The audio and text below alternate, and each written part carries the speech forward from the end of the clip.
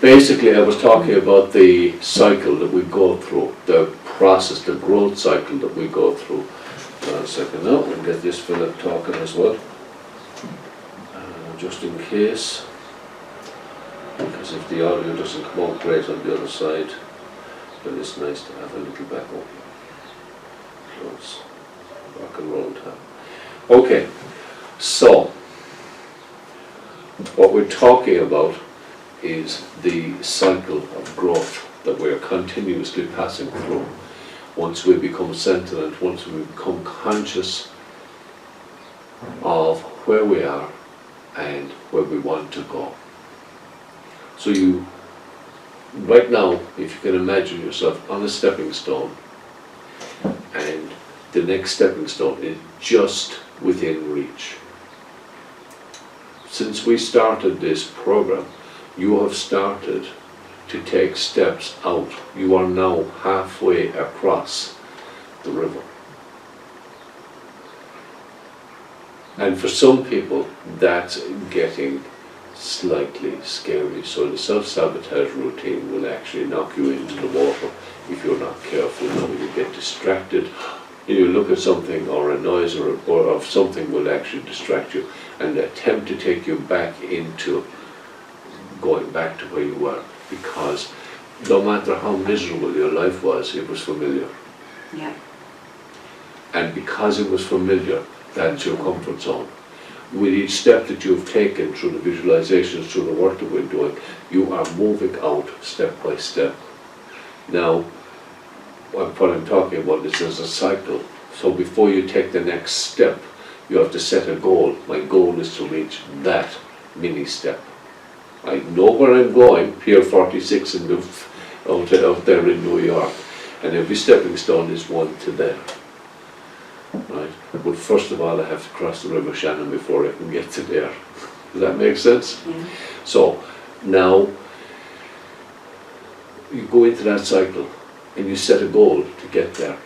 Once you set that goal, you then have to shift your mindset to expand your comfort zone so that you make it possible for yourself to go there. And finally, you take the action and you plant your foot on it. And once you've got one foot there, then you pull up the next one, and then you go into the cycle again of setting the mini goal, changing your mindset ever so slightly. It is a constantly evolving mindset that you are taking on. Adapting, adopting, intelligently creating the mindset, rather than just sitting there and living with the mindset that your parents had. Does this make sense? Oh yeah. Great. So with the cycle, you just continuously moving through this, and every step that you're taking towards your ultimate goal involves going through this cycle. And sometimes you will have issues of trust because the gap looks a little bit wider than you're comfortable with. But if you love yourself unconditionally, if you empower yourself by taking the resources that will actually support you and using them and drawing on the positivity and the power and the peace that's available to you from inside, because you have massive wells of resources inside that you've never tapped into yet, because you've never been challenged to the level that you will be challenged from here on. Once you begin to open up to loving yourself unconditionally, there is a massive joy available to you, but there is also the challenge to return to the negativity and the fears and the self-criticism and self-analysis that you would have grown up with, where you saw your parents and your friends and magazines and images on the screen and everything else saying you're not perfect or you're not this or that or the other thing. The reality is that you are perfect right now. For where you are on this stepping stone, you are absolutely perfect. You may need some more resources to help you to get to the next one, But let's wait until you have those resources in place before you take that step, so that you will be able to take the step safely and easily, comfortably and happily, efficiently and effectively, landing safely on the other step, on the next step. And then you just process step by step by step. You work your way through from where you are right now, right through to where you want to go. Now, in this process, you are not being selfish by gathering into yourself the resources of time, energy, space, headspace, by disconnecting with love from people who draw you away and distract you from your purpose, who take you down, who are so full of negativity that they drain you out like leeches. And that drain, literally, they would hemorrhage all of the happiness and the joy out of you for a few moments of happiness with themselves. And they're not even aware they're doing it. So part of loving yourself unconditionally is ensuring that you stay in that positive space, that you remain in that positive space, and eliminating from your life those opportunities that would drain you out.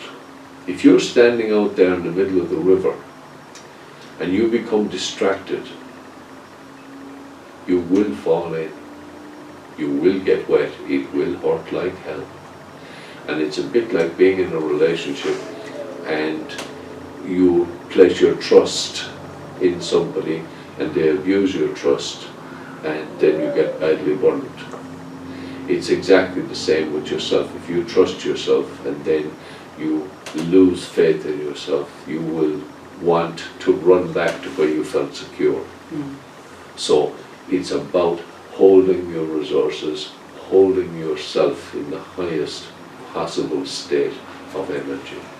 Now, the activities that I'm showing you, that I have shown you already, where we're talking water, we're rubbing here, we're doing the lips, doing the ears, where we are holding here and 5 fingers on your 5 fingers around your belly button, hand on the forehead, the cross call, 2 different types of cross call that I showed you for sitting and standing, and the hookups, part 1 and part 2, where you've got your hands crossed like that, and finally where you've got your feet flat on the floor and your finger pads like this. They help to keep you in that resourced state, where you have the oxygen flowing into your body, you have the water coming into your body, and because you are so relaxed, when you take food, you will extract the maximum amount of nutrients from it. And as a consequence, you will be physically supported. But then it's down to you to make sure that you are mentally and emotionally supported by reading the books that will support you, watching the movies that will empower you, by being with people who are of a similar mind and who want the best for you, rather than hanging out with people who are full of negativity and fear and stress and anxiety. And if you do happen to be in the presence of those people, then to ensure that you don't walk away with their fears, their worries, their stresses and their anxieties, that you feel that you are protected and that you do things to protect yourself. So for some people, those can be very simple. They can just decide not to experience the stress or to empathize with that particular person at that level. You can sympathize without empathizing, right? Empathize with those people who are experiencing the kind of energy that you want to draw into yourself, and sympathize with the others. You're there for them, but you don't have to be feeling their pain and drawing it into your life and making it part of your stuff. Because remember, if you empathize with somebody, it's like a trouble shared is a trouble halved. You've got half their trouble now if you walk into a situation of stress. And if you walk into a situation of joy, you are actually helping to spread that person's joy into you, and then by helping other people, you will be expressing that joy further and further. It's like if I walk into a room and I smile,